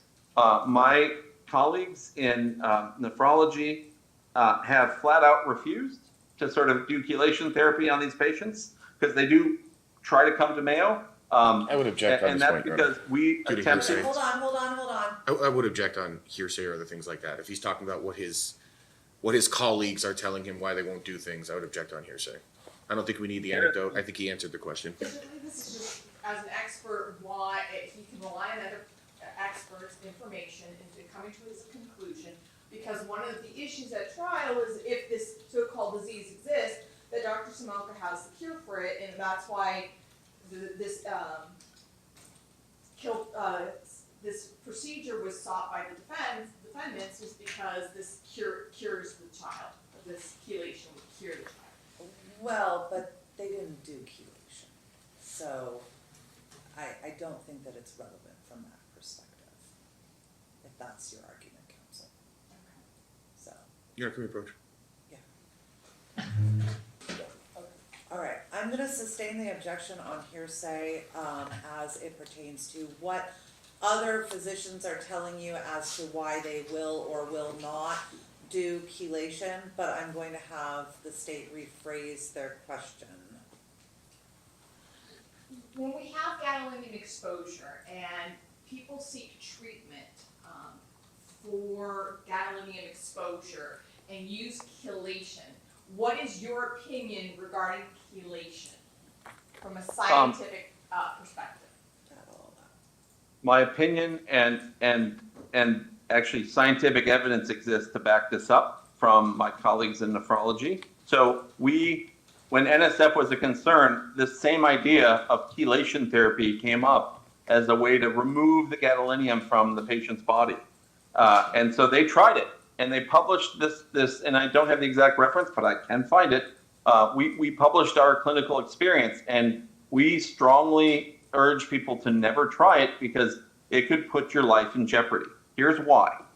Chelation agents are not necessarily specific. It turns out that the gadolinium element ion looks to the body a lot like calcium, okay? And so this is why the major reservoir in our bodies for gadolinium is your bone. So it turns out when it circulates long enough, the bone takes it up and stores it there, okay? And this also is why it's so hard to get rid of, because not only when you're chelating it are you co-chelating out things like calcium. Turns out when your calcium level gets too low, you die of an arrhythmia, a cardiac arrhythmia. So you cannot overdo it, but in a single chelation session. But the problem with doing multiple chelation sessions is that there's this idea of half-lives, or where basically an equilibrium exists between the different compartments of our body, and that's our bone marrow, our bloodstream, other tissues. And so even if you pull out a reasonable amount on that attempt, there's still 100,000 times that amount still in the bones. So you pull it out of the bloodstream, it'll just re-equilibrate. Okay, and so it is not an effective means to do this. And I guess the other answer to that question is that, so that's why the evidence does not suggest this actually works. And just because we detect it in the body with these instruments, and just because chelation therapy shows that we increase the amount that can be detected, doesn't mean anything. It just means that we have really sensitive instruments that can detect something. Okay, but that also doesn't prove that there's a disease there. We just can detect an element. Like I said, I can also detect, we can also detect a small amount of uranium in your bloodstream, and that doesn't necessarily mean anything either, even though it sounds terrifying. So to date, is there any evidence that routine gadolinium exposure is clinically significant in non-renal patients? No. We have looked at this also. We are in the midst of publishing our sort of, hopefully, kind of one of the final answers to this question. We've been asked by the FDA to amend our study, so it's taken many years to look at this, because obviously the FDA is sufficiently concerned they want to investigate this. And so they're doing a prospective trial, and they're using Mayo Clinic resources as well to answer it from one of the largest studies of cognitive aging. So we have been able to absolutely convincingly conclude, because one of the other things that was suggested is that the presence of gadolinium in the brain harms your cognitive abilities and your function. We have conclusive data from probably the world's largest study on cognitive aging, a very famous study called the Mayo Clinic Study of Aging, that has tens of thousands of study participants, that gadolinium exposure has absolutely no effect on any cognitive metric that we have been looking at for the last few decades. Are there any scientifically accepted studies that have shown an association of gadolinium with clinical symptoms? No, there have been studies that have shown small changes in molecular upregulation, but that is not the same as a clinical effect. Okay, I'm willing to bet when I eat something bad for me, like a burger, like we could see changes in some of our in many of the expression of proteins and genes in our body. That itself is not enough to prove a disease. From a clinical manifestation, that causal proof does not yet exist. And is GDD a generally accepted disease in the medical community? No. Has it been rejected by numerous medical associations and regulatory bodies? Yes, it has. And what are those bodies? The Food and Drug Administration, the National Institutes of Health, ISMRM, ACR, the RSNA, and I can give the name of these acronyms if it matters. So basically, every major, and that's just in the United States. In other parts of the world, it's the same thing, that they have yet to see causal proof of GDD. Now, they may be concerned about gadolinium deposition, but that doesn't mean they accept the existence of a disease associated with it. And in fact, the FDA concluded in 2017 that there's no causal relationship between gadolinium retention and symptoms that have been established. Correct. And to this day, there has been no scientific evidence of a causal connection between gadolinium and GDD. Correct. Thank you so much.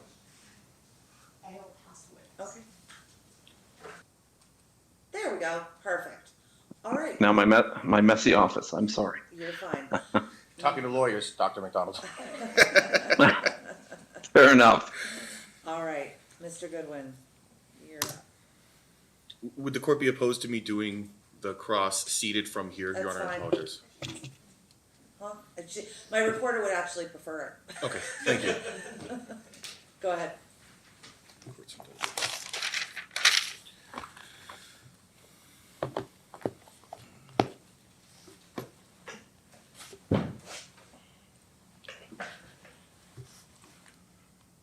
Good afternoon for you, Dr. McDonald. Morning for us.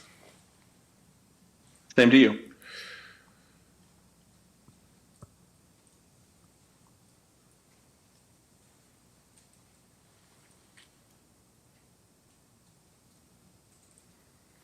So you are a radiologist, correct? Yes, I am.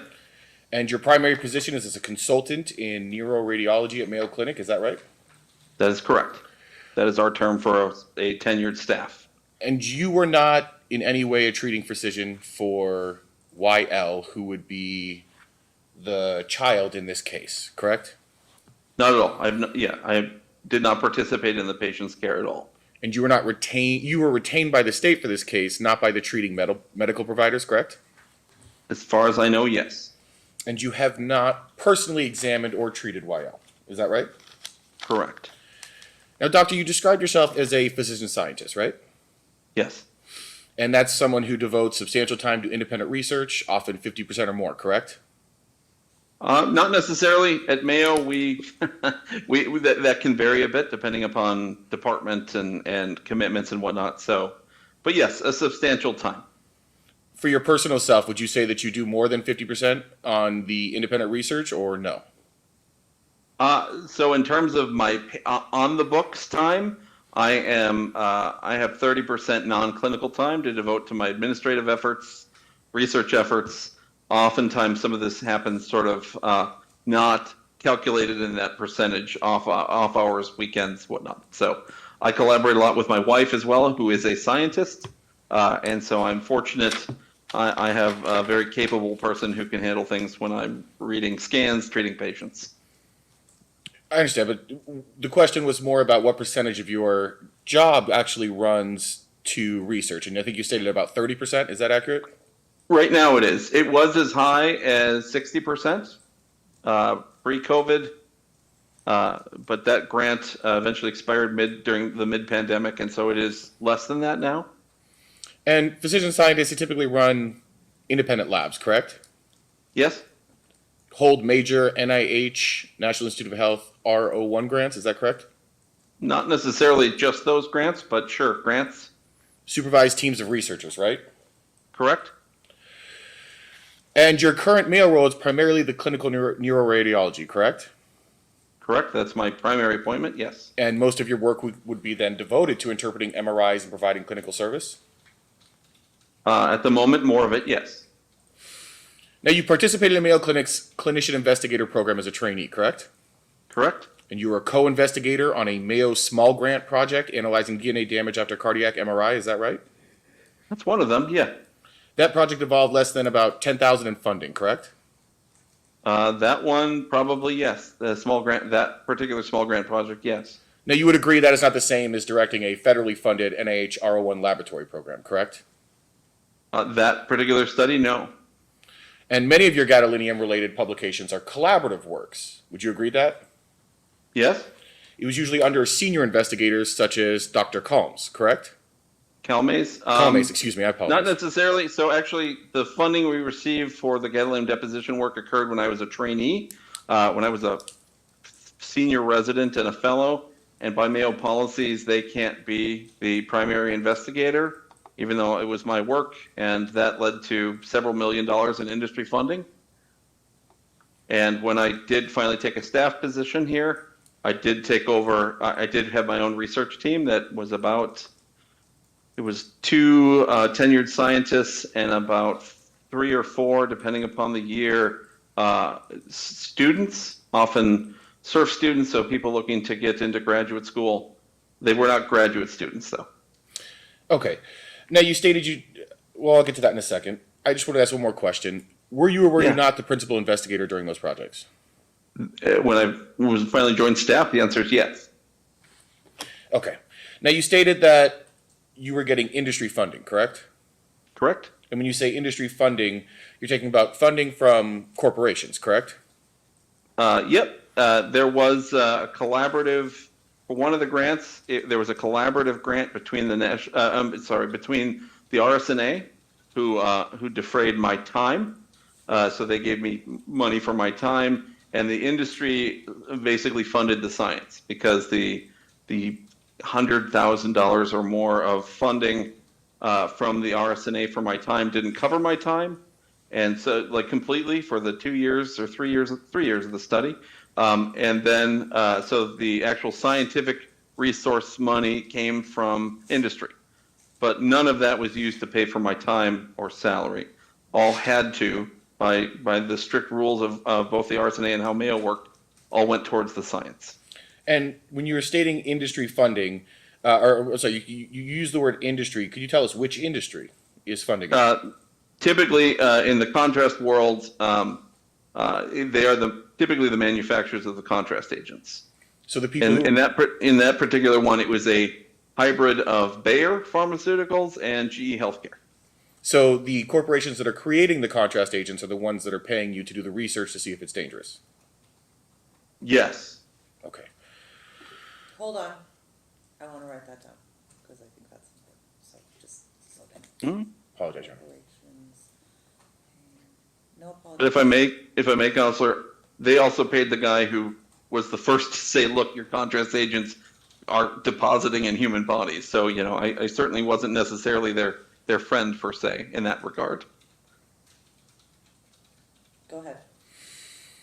Now, you were also the lead author, and I'm sorry, I was, just to provide some clarification, Doctor, and this is what I'm going to be kind of talking about here.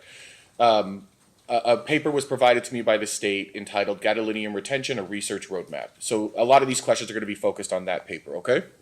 Okay? And if I come off of that, I'll let you know, okay? But you were Okay. the lead author of that study, correct? Or excuse me, That's not a study, it's Article. a research roadmap, but yes. I yes. apologize, yes, the article. I used the was. wrong word. I apologize. I keep talking over you. I'm sorry. I get a little excited sometimes. Just understand. It's all good. It's hard to do over Zoom, so no offense taken. Yeah, everybody just slow down and take a breath. I will, Your Honor. Okay, thank you. Myself included. And that paper was a consensus workshop summary, correct? It was. So it's not an independent laboratory study that you directed? Correct. Now, that article acknowledged that gadolinium remains in human tissues, correct? Correct? It also included having it remain in brain and bone, and even in patients with normal kidneys, correct? Yes. It also stated that the clinical significance of that retention is unknown. Is that right? That's correct. The following conclusion was that, or excuse me, the conclusion there was that additional research is needed. Is that right? That's correct.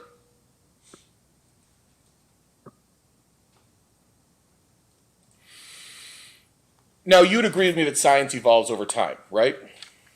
Yes, that's the nature of it. Yes.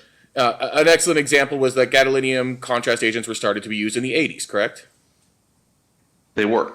And Yes. it was, excuse me, I apologize. Go ahead. No, that's okay. Yeah, they were. The clinical use started in the late 80s, and there was research studies in the mid 80s. Yes.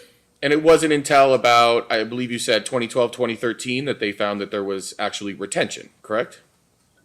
That's not entirely true. So in the paper, you'll see that it turns out that the scientists like Dr. Michael Tweedle, they actually knew all along in animals that there was some left behind. They just didn't think it was important because it was such a tiny amount. I would argue that that clinicians and some scientists, including me, overlooked this fact and kind of had to come to the same conclusion again, but learned of it in humans. So it wasn't known that it was in humans, but there was evidence that it was in some animal tissues as early as the late 80s, early 90s. In what year did they know it was in humans?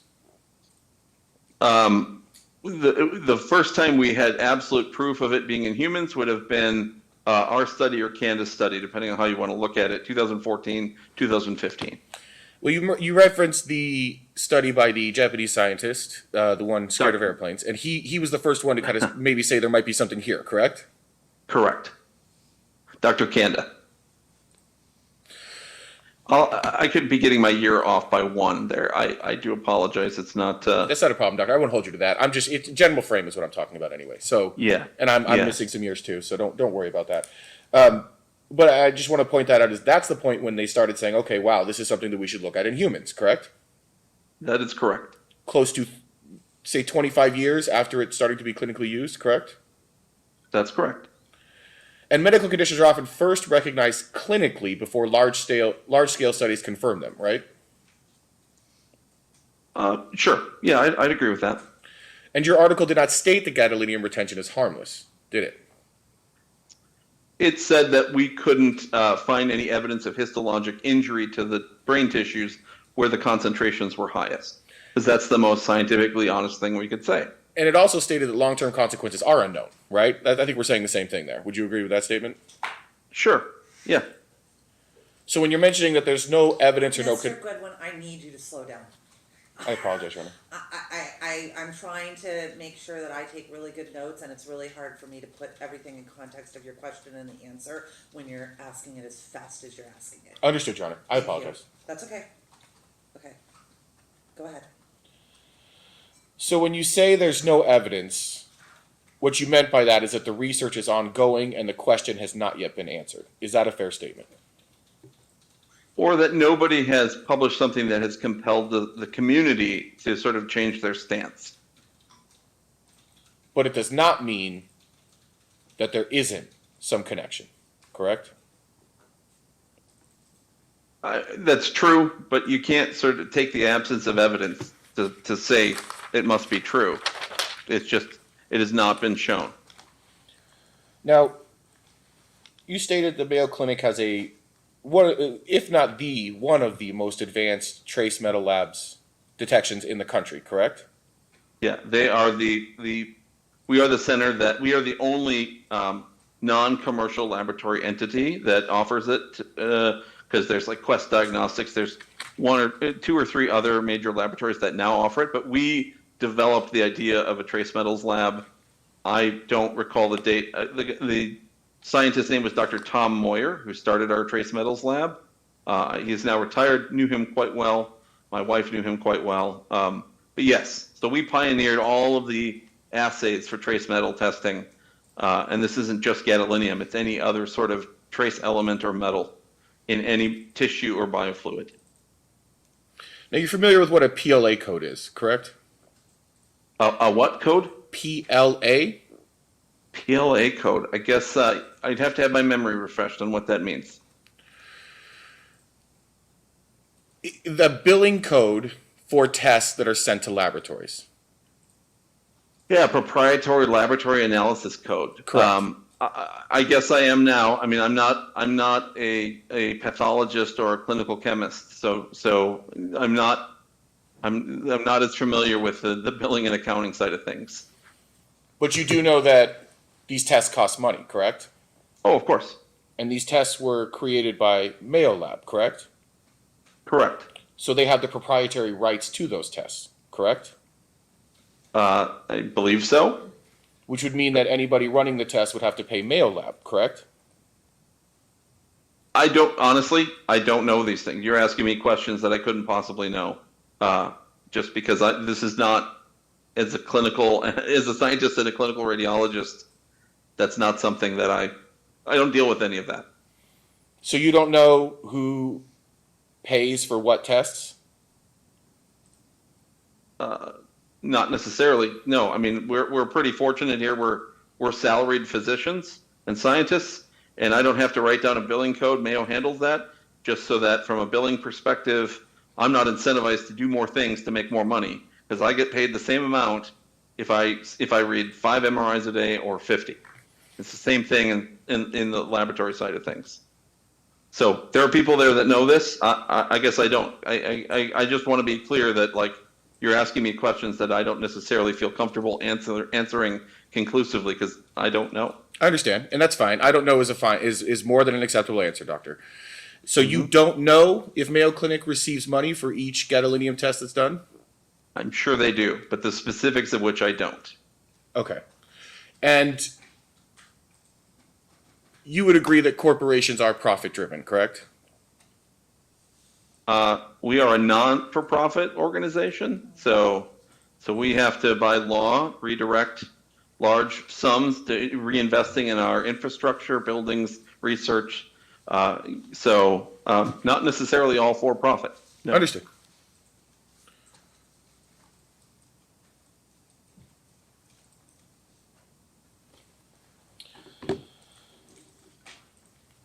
Do you take issue with some of Dr. Semelka's studies, correct? Yeah, I've met Dr. Semelka several times. Very nice guy. But as a scientist, I just can't agree with his conclusions yet because I don't think the data support his conclusions. Now, in your studies, you mentioned that when mentioning gadolinium, people should wait about 5 months before testing to see if it's still retention and what the levels are after 5 months, correct? This is probably from the roadmap study, and yes, that was a suggestion based upon best evidence of how it redistributes within the different what we call compartments of the body. Now, you mentioned 5 months, but you're familiar with the term like a baseline level, correct? Yep. And that's where, when someone comes in, you do a test to see what the baseline level of a substance might be in the blood, correct? That is my understanding. So, for example, if someone was coming in and saying, I took lots of Tylenol, maybe to a suicide attempt, you'd want to run a test to see what the baseline level of the Tylenol in the system is, correct? Yeah. We don't typically do that, but in a reference range from a laboratory perspective, that is based upon the knowledge of what should be a negative result.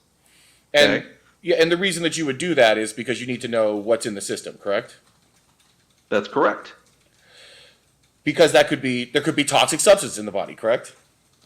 For a reference range, well, no, that's to recognize whether or not it's a positive or a negative finding, and also to discriminate between the background level of whatever you're testing and a positive level, because there are substances, including gadolinium, that are in the groundwater and in the earth around us, and so there is something called anthropogenic exposure to gadolinium. And so we knew back in the 1980s from our trace metals lab that there were people walking around who had non-zero amounts of gadolinium in their bodies, even though they never received a gadolinium enhanced MRI. It's because they were getting it from their groundwater, presumably. That's the best working theory. Understood. Gadolinium is a toxin to humans, though, correct? Not necessarily, no. Depends on the dose, just like anything. If you drink too much water, counselor, water can be a toxin. I It's called understand the that. Let me rephrase this. It is not recommended that you eat gadolinium, correct? Well, I guess not. No, because it is a rare earth metal. But if you ate a tiny And amount, the rare of it, earth metal would be considered Let a. him finish this question. I'm sorry, Your Honor. Answer, Mr. Goodwin. I apologize. Go ahead. it wouldn't necessarily be toxic. It really would depend upon the dose that you received. Sure. But what I mean is it's not recommended because it's just, in general, not a good idea for you to be eating rare earth metals, correct? I mean, honestly, so the reason why they're called rare earth metals is because if you were to go out to the soil at your house and start digging and you ate the dirt, you probably would ingest a tiny amount of this and other rare earth metals. They're called rare earth metals because they are at very low natural abundance concentrations in the soil. And this is why they're so expensive to mine out of the ground. So, when your kiddo or whatever eats dirt like mine did, now and then, whether not that you wanted them to, they got a little bit of rare earth metal and they were fine. I'm not encouraging it. I'm just saying that to say that any is toxic is simply not true. So it's your position that gadolinium is not a toxin for humans? I didn't say that. I said that at very low levels, like what we get in, I'm saying that lots of people have trace amounts of gadolinium in their bodies, even those who weren't exposed to gadolinium, and they're not necessarily suffering from toxic effects. So I'm going to ask this question then. Is gadolinium a human toxin? Depends. My answer depends upon the concentration. Okay. And I'm not trying to be evasive. I'm just trying to say that, it is a substance that at sufficient concentrations, there are known acute toxicities from the salts of gadolinium. Okay, and what I mean by salts are some of the forms that we mine out of the earth. But gadolinium, the gadolinium that we put into gadolinium-based contrast agents, aside from an inexplicable physiologic effect with NSF, that in and of itself, if you drank that, in fact, I mean, sometimes we've had people do that for some imaging studies, oral GAD, it is not toxic. We have actually given this to patients before as a diagnostic procedure. So at sufficiently low concentrations, and the concentrations we give to patients are considered by the FDA and every other regulatory body in the world to be a safe level.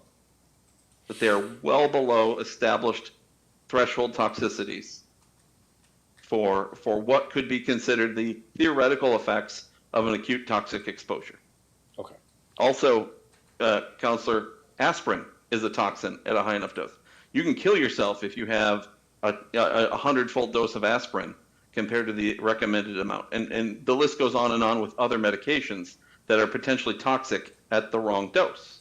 That's right. And aspirin is something that is tested for a baseline toxicity when somebody comes in, correct? You can test the level again.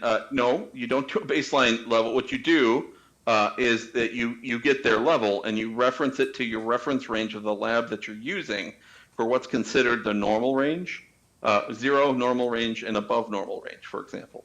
But you wouldn't do that 5 months after exposure, would you? That depends upon the pharmacokinetics and the biodistribution profile. That's going to vary depending upon every agent. So in the case of aspirin, no, because it gets cleared pretty quickly. If I may, I think what you're asking is why is that 5-month threshold, why was that written down? It's not what I'm The asking about. suggestion- That is okay. not my question.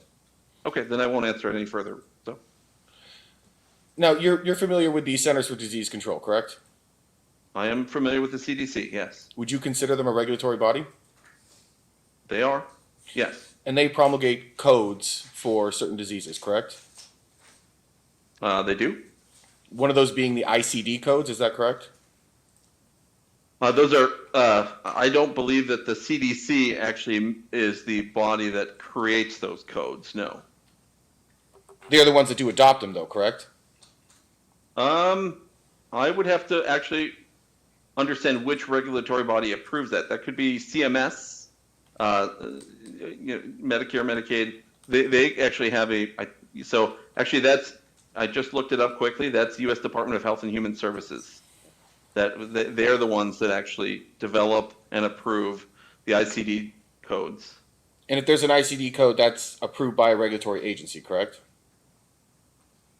I would assume so, yes. So an ICD-10 code for gadolinium deposition disease would suggest that a regulatory agency has recognized it, correct? I would assume so. I'm not aware of that existing, but I don't stay current on my ICD-10 codes. If there was an So- ICD-10 code for gadolinium deposition disease, would you change your testimony that no regulatory agency represents or recognizes this? Well, if it was specific for gadolinium deposition disease and not gadolinium toxicity, they're different.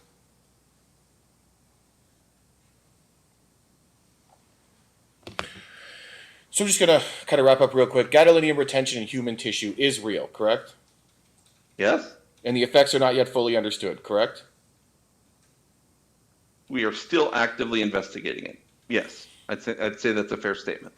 And you have participated in some studies, some articles, but do not run a laboratory direct large-scale independent research programs, correct?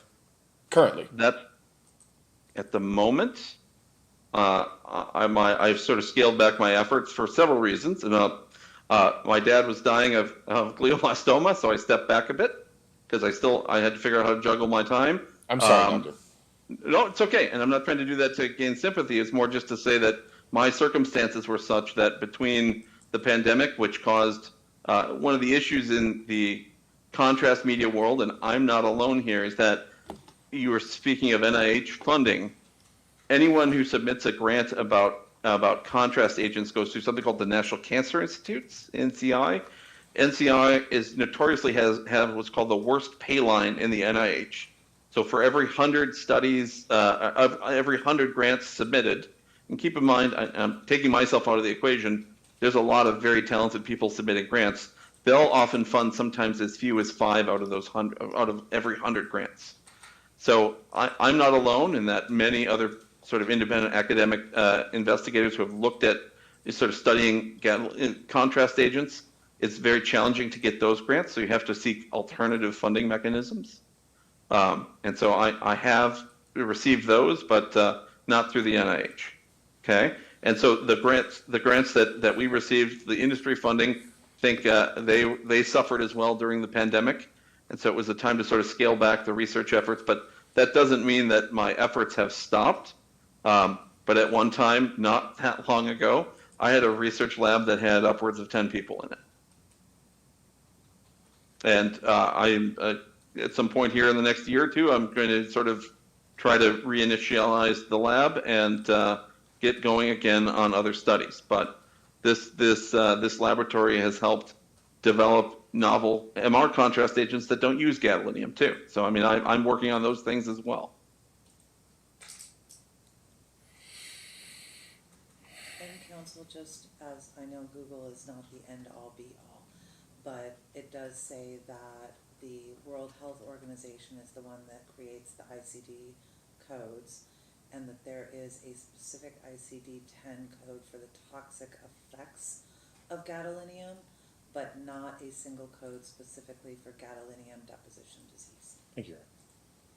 Your Honor, I see that. I'm on that same page, so we're both talking to the same Dr. Google. Yep. And so yes. So why I am disagreeing with the counselor is that the devil's in the details here. Everything is toxic at a certain level, and so they have created a code for people who may be exposed, like miners who are mining this stuff out of the earth, to the toxic effects of the raw gadolinium products itself. But similarly, there are many things in our own life that we consider safe that if you had too much of it, it could be toxic as well. And so the fact that this exists, to me, does not necessarily prove the existence of GDD. It just says this is predictable toxicology right here. No further questions, Your Honor.